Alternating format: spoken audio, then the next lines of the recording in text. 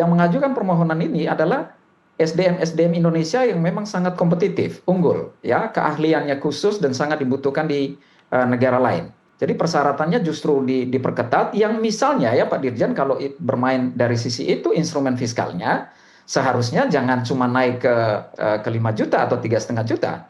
Justru dalam bayangan kami seharusnya tanda petik dipersulit.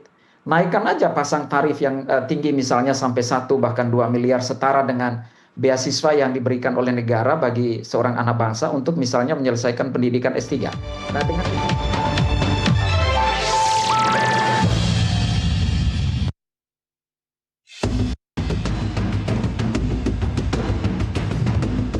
Pemerintah menerbitkan Peraturan Nomor 30 Tahun 2026 tentang jenis dan tarif atas jenis penerimaan negara bukan pajak yang berlaku pada Kementerian Hukum. Aturan ini diundangkan pada 2 Juli 2026 dan akan mulai berlaku pada 1 Agustus 2026. Sejumlah layanan mengalami kenaikan tarif. Biaya naturalisasi warga negara asing menjadi warga negara Indonesia naik dari 50 juta menjadi 75 juta rupiah. Tarif pewarganegaraan karena perkawinan naik dari 15 juta menjadi 25 juta rupiah. Sementara tarif pernyataan memilih kewarganegaraan bagi anak berkewarganegaraan ganda naik dari 1 juta menjadi 2 juta rupiah. Adapun tarif permohonan memperoleh kembali kewarganegaraan Republik Indonesia tetap 1 juta rupiah. Pemerintah juga menetapkan tarif baru untuk permohonan kehilangan kewarganegaraan Republik Indonesia atas permohonan sendiri. Biaya yang dikenakan sebesar 5 juta rupiah untuk setiap permohonan surat keputusan kehilangan kewarganegaraan Republik Indonesia. Selain menaikkan jumlah tarif, pemerintah juga menghapus beberapa jenis penerimaan negara bukan pajak. Di antaranya tarif pewarganegaraan bagi warga negara asing yang memperoleh kewarganegaraan Indonesia demi kepentingan negara, serta layanan bagi warga negara asing yang dinilai berjasa bagi Indonesia. Pemirsa, keputusan Kementerian Hukum menaikkan tarif pelepasan status warga negara Indonesia memicu polemik di ruang publik. Kebijakan itu dinilai memberatkan sebagian orang, namun diklaim sebagai langkah logis administratif oleh pemerintah. Kita akan bedah tuntas motif di balik tarif baru dan bagaimana dampaknya secara sosiologis maupun hukum. Bersama para narasumber yang sudah tersambung melalui Zoom sore ini, ada Direktur Jenderal Administrasi Hukum Umum Kementerian Hukum, Pak Widodo, dan dari Yogyakarta ada Guru Besar Tata Kelola Kebijakan Publik Visipol Universitas Gadjah Mada, Profesor Gabriel Lele. Prof. Gabriel dan Pak Dirjen, selamat sore. Terima kasih sudah bergabung di NTV Prime. Selamat sore, Mbak Nasi. selamat sore. Baik, saya mulai dulu ke Pak Dirjen. Ini artinya efektif mulai 1 Agustus, betul ya Pak Dirjen? Betul. 1 Agustus 2026 ya, sudah dikenakan tarif baru. Dari yang semula tarif pelepasan status WNI ini 1 juta menjadi 5 juta, 5 kali lipat. Dasar perhitungannya seperti apa Pak Dirjen? Ya, jadi pertama gini, PNBP ini kan bukan pajak ya, ini berkaitan dengan layanan. Nah, kemudian sejak tahun 2015 yang lalu sampai dengan saat ini jumlah tarif tersebut tidak pernah mengalami perubahan. Tentu kita lakukan penyesuaian setelah dilakukan proses perancangan yang cukup panjang ya, dengan melibatkan partisipasi publik dan juga kementerian lembaga, karena tidak sendiri, karena dibentuknya PP tentu melibatkan kementerian lembaga dan dilakukan berbagai masukan, saran, dan juga termasuk testimoni dari para pengguna jasa. Jadi PP ini hanya mengikat kepada para pengguna jasa, Mbak Nasti. Baik. Karena bentuknya PP, jadi tidak butuh persetujuan dari DPR. Kira-kira seperti itu ya Pak Widodo. Tapi apakah juga melalui kajian mendalam yang melibatkan dari Komisi 13 misalnya? Oh tidak. Ini murni benar-benar karena PP itu peraturan pemerintah, pelaksanaan dari Undang-Undang PNBP ya. Ya tentu kita susun dengan melibatkan kementerian lembaga terkait, Kementerian Keuangan, Seknek, kemudian masukan dari para pemangku kepentingan terkait supaya meaningful participation-nya tetap berjalan. Karena PP merupakan bagian dari salah satu jenis peraturan perundang-undangan di bawah undang-undang. Baik, tadi Anda sebutkan Pak Dirjen bahwa dari tahun 2015 ya tarif 1 juta itu tidak pernah mengalami kenaikan. Artinya kalau ini kalau boleh saya tarik kesimpulan memang tarifnya sudah tidak relevan atau sebenarnya ini kebijakan untuk menaikkan pungutan saja Pak? Ya, tentu mempertimbangkan berbagai aspek ya, antara lain pertimbangan ekonomi, kemudian yang kedua keuangan, dan juga menanyakan juga kepada para pengguna jasa yang selama ini juga sudah menjalani proses permohonan tersebut, dan ya rasionalitas itu tentu ditanyakan kepada mereka Baik, gitu. Dan baik. kalau mereka alhamdulillah sih sampai dengan proses kemarin sebelum ditetapkan tidak ada resistensi dari mereka, makanya ya rasional lah Pak, sudah sekian lebih dari 10 tahun tidak pernah mengalami penyesuaian. Jadi Mbak Nasti, kita itu di PP yang baru ini ada 197 nomenklatur layanan yang dicantumkan di dalam PP tersebut ya. Nah, 100 lebih itu layanan itu tetap tidak mengalami perubahan, hanya beberapa puluh yang melakukan penyesuaian gitu. Dan bahkan ada yang dihapuskan juga. Ada yang dihapuskan juga. Kita sambil melihat ada infografis berikut ini dari ratusan tarif ya. Ini merupakan penerimaan negara bukan pajak yang kemudian masuk dalam PP 30 nomor 2000, tahun 2026 ini. Memang ada, ini yang paling tinggi memang kenaikan 5 kali lipat untuk permohonan surat keputusan kehilangan kewarganegaraan atas permohonan sendiri kepada Presiden. Yang naik 5 kali lipat dari 1 juta menjadi 5 juta. Kemudian juga pewarganegaraan berdasarkan permohonan dari WNA itu 50 juta naik ke 75 juta. Ini pertimbangannya apa saja Pak Widodo? Ya tentu karena sekarang kan proses itu juga tidak hanya semata-mata kepada kelengkapan syarat administrasi saja ya, melibatkan pemangku kepentingan lainnya, melakukan proses verifikasi yang demikian panjang itu, karena baik itu melepas kewarganegaraan, menerima kewarganegaraan maupun permohonan kembali menjadi warga negara Indonesia adalah hal yang selain aspek sosiologis dan ekonomi juga harus mempertimbangkan aspek pertahanan, keamanan dan lain sebagainya, sehingga ini butuh proses yang demikian panjang gitu Mbak. Baik, selain 4 item ini juga ada tarif lainnya yang dikenakan atau mengalami kenaikan juga. Di antaranya adalah permohonan memilih kewarganegaraan bagi anak berkewarganegaraan ganda, kemudian juga permohonan memperoleh kembali kewarganegaraan RI kembali menjadi WNI itu tetap, kemudian juga surat keputusan tentang menjadi WNI ini juga tetap, dan ada yang dihapus. Kalau pertimbangan naturalisasi WNA yang berjasa kepada negara ini, pertimbangannya apa Pak? Kenapa dihapus? Ya, ya tentu pertimbangannya karena mereka sendiri merupakan salah satu sumber daya manusia yang kita butuhkan ya, yang tentu tidak sama seperti yang lainnya yang melalui mekanisme permohonan. Ini adalah salah satu sumber daya manusia yang dimohonkan.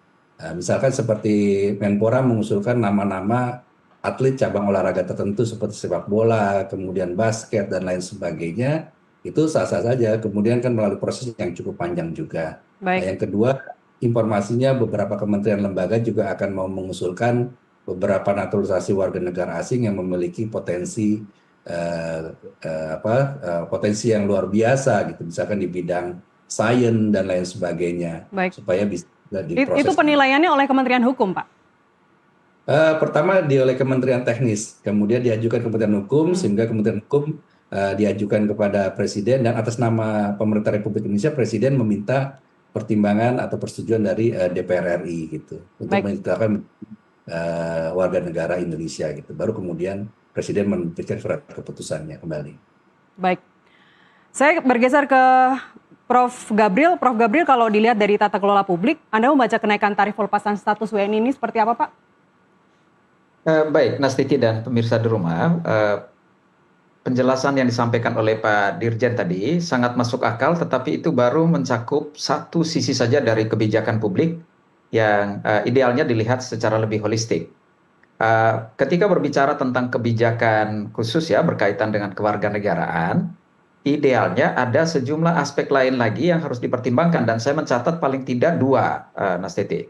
Satu, berbicara tentang kedaulatan atau keamanan, tadi sudah disinggung oleh Pak Dirjen. Lalu yang kedua, ini kita bicara tentang manajemen talenta,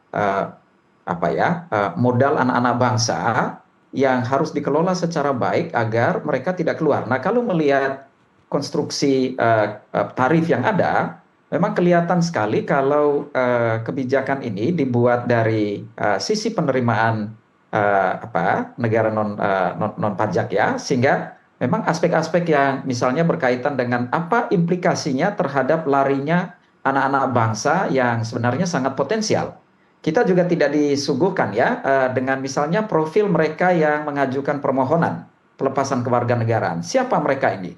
Tapi dari bacaan saya, riset-riset yang kami lakukan menunjukkan bahwa yang mengajukan permohonan ini adalah SDM Indonesia yang memang sangat kompetitif, unggul, ya, keahliannya khusus dan sangat dibutuhkan di negara lain. Kebijakan yang sama sebenarnya diterapkan persis kebalikannya di negara seperti Singapura atau Jepang, di mana mereka menerapkan kebijakan yang sangat ketat untuk melepas warga negara terbaiknya. Jadi persyaratannya justru diperketat, yang misalnya ya Pak Dirjen, kalau bermain dari sisi itu instrumen fiskalnya, seharusnya jangan cuma naik ke 5 juta atau 3,5 juta.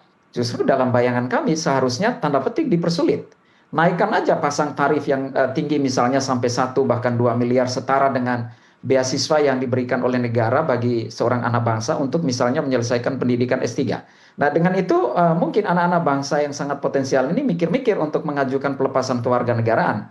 Mereka boleh saja tetap berkarir di luar, tetapi tidak sampai melepaskan kewarganegaraannya dari Indonesia. Jadi saya melihat, oke, ini satu sisi untuk menopang celah fiskal, tetapi di sisi lain yang harus kita waspadai, kita kalkulasi betul, ya, adalah potensial brain drain. Berapa banyak anak bangsa yang kemudian akan lepas begitu saja, yang saya katakan tadi, ini orang-orang hebat, yang sekedar membayar 3,5 sampai 5 juta, menurut saya itu very small money ya, kecil sekali dibandingkan dengan risiko atau kerugian yang dialami oleh bangsa ini dari hilangnya anak-anak bangsa yang potensial itu. Baik. Pak Dirjen, boleh ditanggapi Pak, kenaikan ini terasa kontradiktif begitu ketika kemudian kita melihat kenapa justru Kementerian Hukum menaikkan tarif WNI akan melepas kewarganegaraan, bukan memperbaikan alasan mendasar mengapa mereka memilih pergi atau yang disebut oleh Prof. Gabriel tadi sebagai brain drain. Silakan Pak Dirjen. Ya, terima kasih Prof. atas saran dan masukannya. Jadi memang pertama harus kita pisahkan ya, satu berkaitan dengan masalah kenaikan tarif dari 1 juta menjadi 5 juta atau kurang lebih 500%, itu satu dalam rangka mengikuti perkembangan yang ada dan sekaligus juga dalam rangka tata kelola investasi digital yang sedang kita lakukan. Tentu investasi teknologinya juga cukup besar sekali biayanya. Nah, tadi sudah disampaikan Prof, memang di negara-negara lain pun sudah cukup besar, di lingkungan ASEAN saja jumlahnya sudah sampai puluhan juta, kita kok cuma 5 juta. Namun demikian, Prof, untuk di syarat administrasinya, karena ini kan baru syarat pembayaran doang. Di syarat administrasinya sekarang sudah dilakukan upaya yang sangat selektif. Kita melibatkan hampir seluruh kementerian lembaga untuk melakukan verifikasi. Jadi kalau pada masa lalu mungkin lebih fokus kepada aspek terpenuhinya syarat administrasi, kemudian membayar, dan kemudian orang dengan mudah bisa lepas. Tapi sekarang tidak demikian. Tadi seperti disampaikan oleh Prof, orang yang sudah mendapatkan beasiswa misalkan dari Indonesia, kemudian juga ingin ternyata dapat kesempatan berkarir di luar negeri dan lain sebagainya, tentu ketika dia ada perjanjian-perjanjian untuk berkomitmen pengabdian kepada Negara Kesatuan Republik Indonesia, itu juga menjadi bagian. Karena nanti kita akan minta clearance dari masing-masing. Misalkan tadi kaitannya dengan pendidikan, kita minta clearance dengan Kementerian Riset dan Teknologi atau Diktinya kan gitu. Begitu juga nanti kalau ternyata ada seseorang yang ingin melepaskan, tentu dia bisa bayar misalkan 5 juta, tapi ternyata dari teman-teman Kementerian Keuangan, Dirjen Pajak mengatakan bahwa nanti dulu jangan dilepas karena yang bersangkutan punya kewajiban membayar pajak. Maka clearance dari Dirjen Pajak menjadi salah satu catatan bagi kita untuk tidak melepaskan yang bersangkutan. Jadi ini dua hal yang berbeda. Satu, tarif kita yang sesuai dengan kebutuhan perkembangan ekonomi yang ada. Yang kedua, terkait mengenai verifikasi substantif merupakan hal yang mutlak gitu. Bahkan dari sekian banyak yang mengajukan, tidak seluruhnya sekarang serta-merta langsung disetujui untuk melepaskan kewarganegaraannya gitu. Baik, Pak Dirjen, kalau kita tarik data 5 tahun terakhir saja misalnya Pak, ada berapa banyak sebenarnya tren kenaikan orang yang melepas warga negara Indonesianya? Catatan kami kurang lebih dari 6 tahun terakhir, kurang lebih ada 8.551 kasus permohonan ya. Dan yang hanya disetujui kurang lebih cuma 1.600-an, 6 tahun terakhir gitu. Jadi ini artinya demikian sekarang kelembagaan pemerintah, baik Kementerian Hukum, melalui Direktur Jenderal Aku, dan juga kementerian lainnya sangat selektif gitu untuk memberikan persetujuan terhadap pelepasan tersebut. Itu pun pada saat ini masih berlaku tadi angka 1 juta itu Mbak Nasti. Baik, kalau 1 tahun terakhir saja misalnya Pak Dirjen ada berapa banyak orang yang melepas WNI-nya? Untuk 1 tahun terakhir cuma 191-an untuk tahun 2026 ini ya. Yang disetujui? Yang disetujui Yang dari disetujui. permohonan masuk. Ya. Alasan utamanya apa Pak Dirjen mereka melepas WNI-nya? Ada banyak faktor ya, tentu karena ini merupakan salah satu hak asasi manusia yang dijamin oleh konstitusi untuk melepaskan kewarganegaraannya, memperoleh kembali, bahkan mengajukan permohonan juga gitu. Jadi karena faktor pekerjaan, karena faktor mungkin ekonomi sosial lainnya dan lain sebagainya gitu, dan bisnis atau mungkin yang lain sebagainya. Tapi sangat minim yang kemudian mengatakan mereka melepas kewarganegaraannya karena faktor pendidikan dan lain sebagainya. Yang ada, yang selama ini kami tangani banyaknya adalah saudara-saudara kita, anak-anak ABG ya, anak-anak berkewarganegaraan ganda, yang karena lahir dari perkawinan campuran, orang tuanya beda kewarganegaraan, salah satunya warga negara Indonesia, sehingga anaknya memiliki double kewarganegaraan atau multi kewarganegaraan. Dia melihat di tempat negara orang tuanya itu salah satunya itu memiliki banyak benefit, misalkan beasiswa sampai dengan SMA atau sekolah gitu. Makanya mereka kemudian meminta banyak relaksasi, tolong dong untuk kami jangan dibatasi, misalkan 21 tahun sekarang yang peraturan pemerintahnya yang mengatur. Mereka pengen lebih dari itu supaya kami bisa dapat beasiswa dulu baru balik gitu. Tapi kan tentu karena pemerintah posisi kami adalah melaksanakan ketentuan peraturan perundang-undangan, ya kalau ketentuannya 21 ya tidak bisa mereka setelah 21 melakukan pemilihan, tapi mereka harus nanti mengikuti mekanisme naturalisasi yang reguler, yang butuh waktu persetujuan dari berbagai kementerian lembaga lainnya. Baik. Apakah tingginya permohonan pelepasan kewarganegaraan itu juga yang menjadi dasar Kementerian Hukum kemudian menaikkan tarif? Enggak. Karena ini memang murni hanya pertimbangan tadi penyesuaian tarif-tarif yang ada. Yang kedua juga tadi lupa saya sampaikan terkait dengan perubahan nomenklatur, Mbak Asri. Baik. Kan kita Kementerian Hukum dan HAM ya, sekarang menjadi Kementerian Hukum. Jadi sehingga, 3. Nah, itu juga menjadi salah satu pertimbangan kita melakukan penyesuaian. Baik. Sambil hal-hal lainnya yang kita perhatikan. Baik, Pak Dirjen, tadi Anda di awal mengatakan bahwa ini sudah melalui kajian yang matang, sudah melibatkan kementerian lembaga terkait begitu. Anda juga menyebut tadi juga pertimbangan ekonomi. Kalau kita bicara timing, kenapa saatnya sekarang yang dipilih, Pak? Ketika ekonomi banyak yang sedang mengalami situasi surut begitu.